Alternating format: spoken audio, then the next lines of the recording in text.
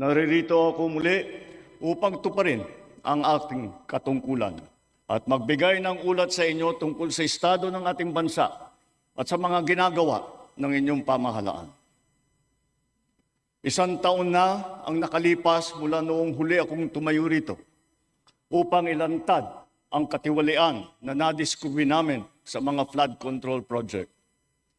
Gaya ng aking ipinangako sa inyo, nagsagawa tayo ng malawakan at malalimang investigasyon na walang pagkikiling kahit kanino man. Masusi nating sinuri at sinundan kung saan tayo itinuro ng ebidensya. Lahat ng kailangan gawin ay ginawa natin upang matuntun ang punot dulo. Mayroon ng mga unang nakasuhan at nakulong, mga kontratista, matataas na opisyal, pati na mga mambabatas. At dumating na tayo sa punto na ayon sa Ombudsman ay malapit na ang paghain ng patong-patong na kaso laban sa dating speaker. Masakit man sa akin ito, ngunit kailangan nating gawin ang tama. Hindi ako pangulo ng aking pamilya. Hindi ako pangulo ng aking kaibigan.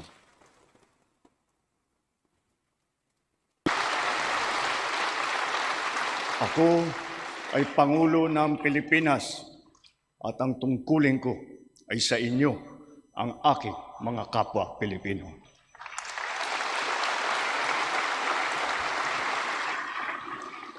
Kaakibat ng mga naisampang mga kaso tiniyak ng inyong pamahalaan na mababawi mula sa mga nagsabwatan ang nakuha nilang pera ng taong bayan.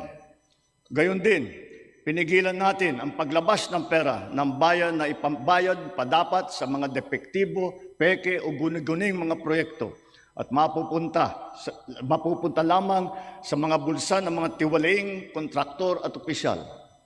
Halos 25 bilyong piso ang halaga ng nabawi, frozen at napreserbang mga pera at ari-arian ng mga akusado. Ang mahigit 800 milyong piso dito ay agad nating nabalik sa Treasury.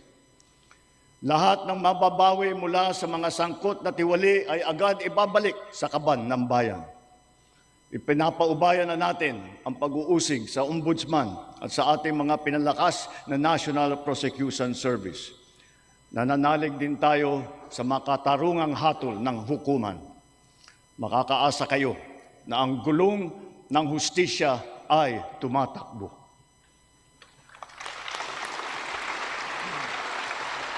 Sa kabila ng mga kaganapang ito, kailangan natin umusad tungo sa pagbabago. Nakatulong ang lahat ng mga ulat at hinaing ninyo sa isumbong na Pangulo.